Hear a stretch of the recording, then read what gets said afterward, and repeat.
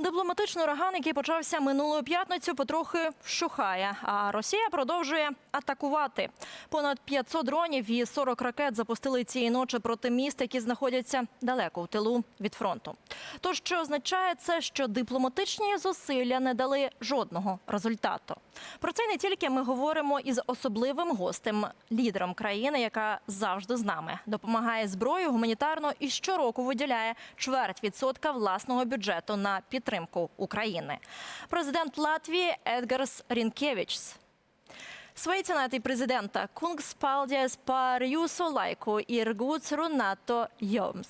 I'm sorry, Mr. President, I don't speak your language, that's why we will speak in English, but as in Latvian language, as in English, as in Ukrainian, it's a great honor to speak with you today. Thank you.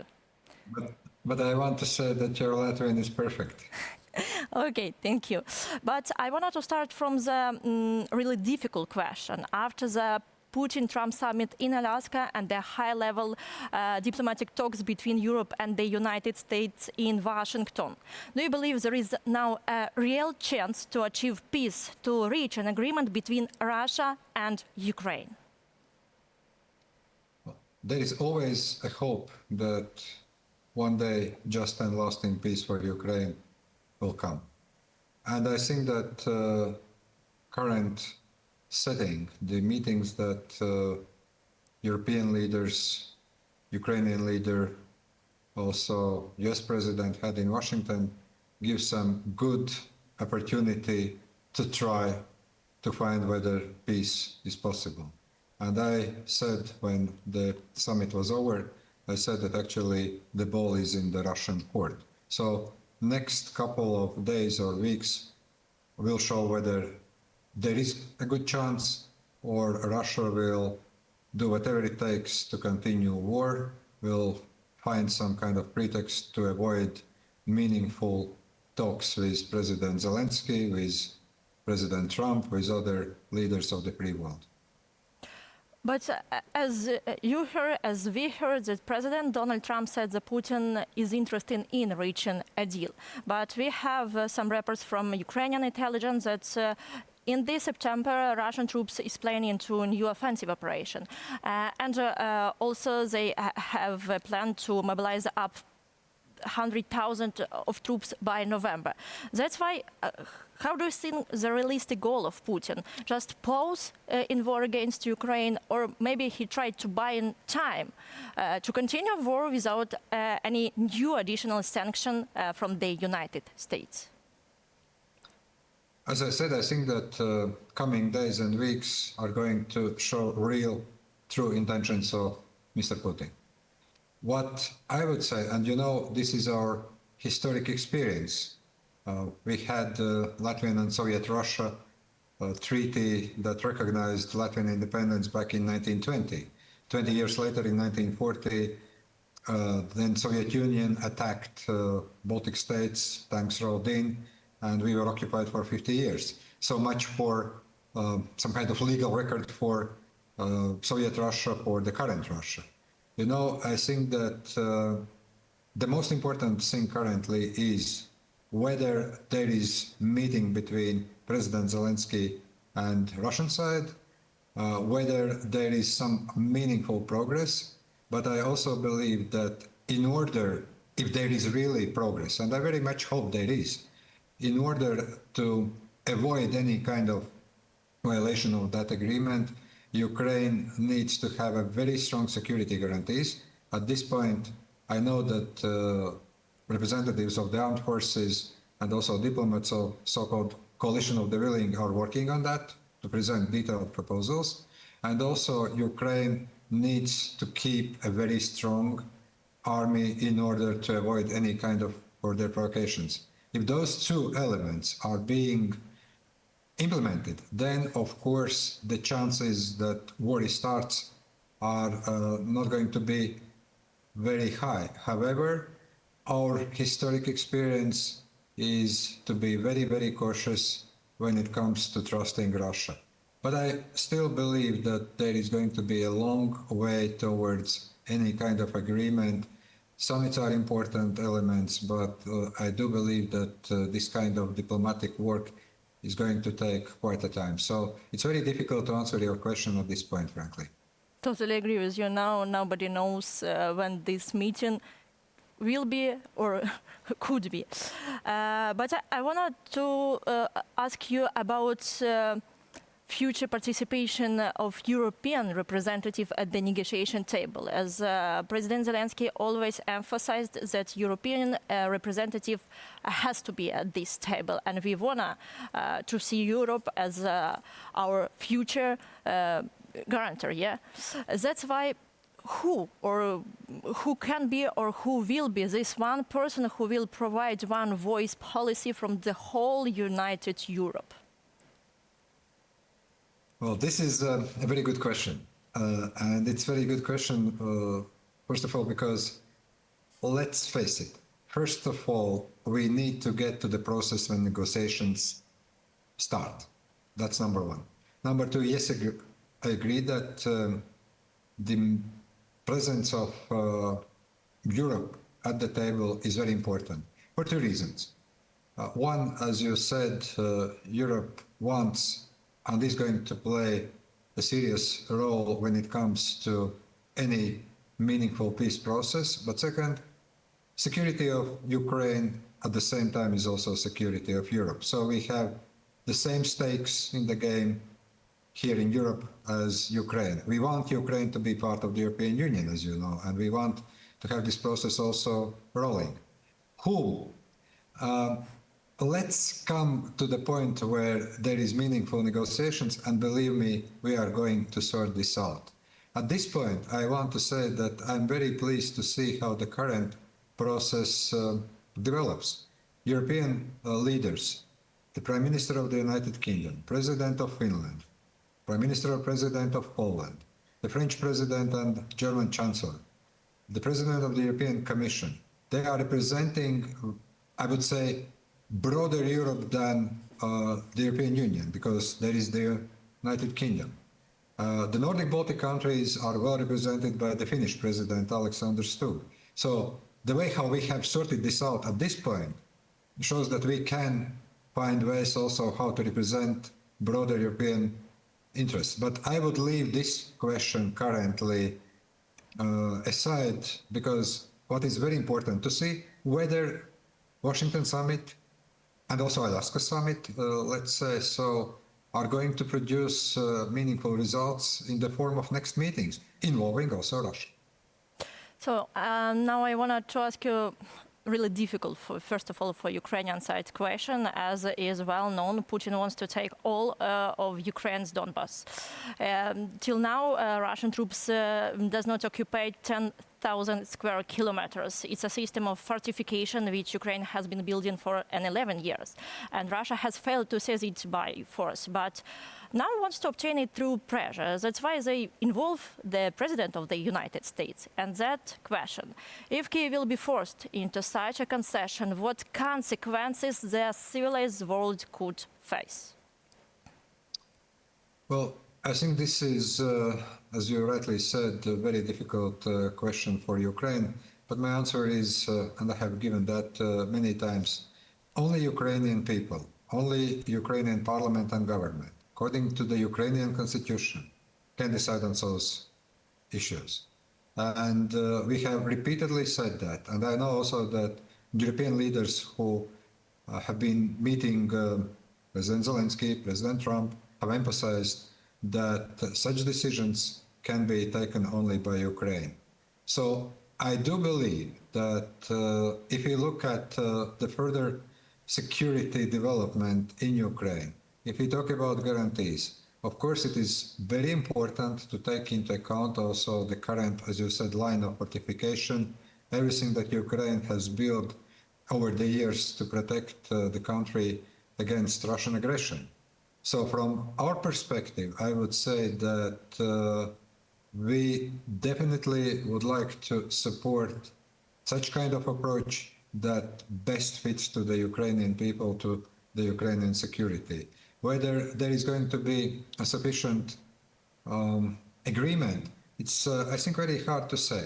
The fact that President Trump has listened to President Zelensky very carefully in Washington, to European leaders, that there is ongoing efforts to find best negotiating position, for any further summits gives some hope. But of course, we know Russian demands.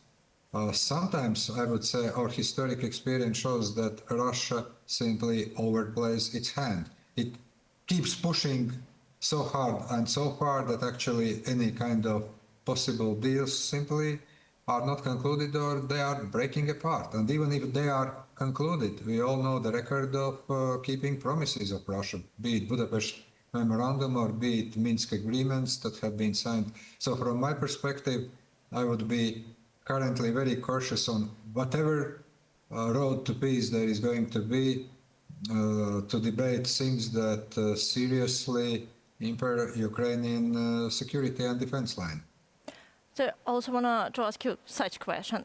When Vladimir Putin said he wants only Ukrainian Donbas, can the whole world trust Vladimir Putin?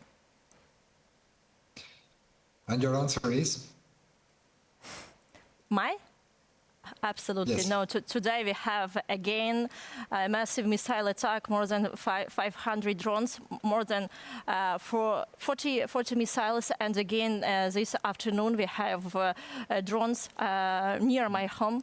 That's why my answer, and I guess answer of the whole Ukrainians, no.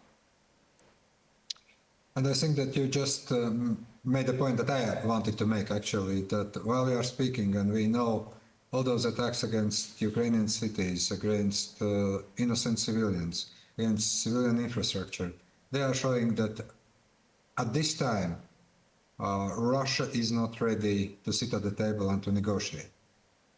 Yes, indeed, we do have very, I would say, complicated and very sensitive diplomatic work ongoing at this point. But we also know that when Budapest Memorandum was signed back in 1994, Russia was one of the guaranteeing countries of Ukrainian territorial integrity. And we know that this promise was broken.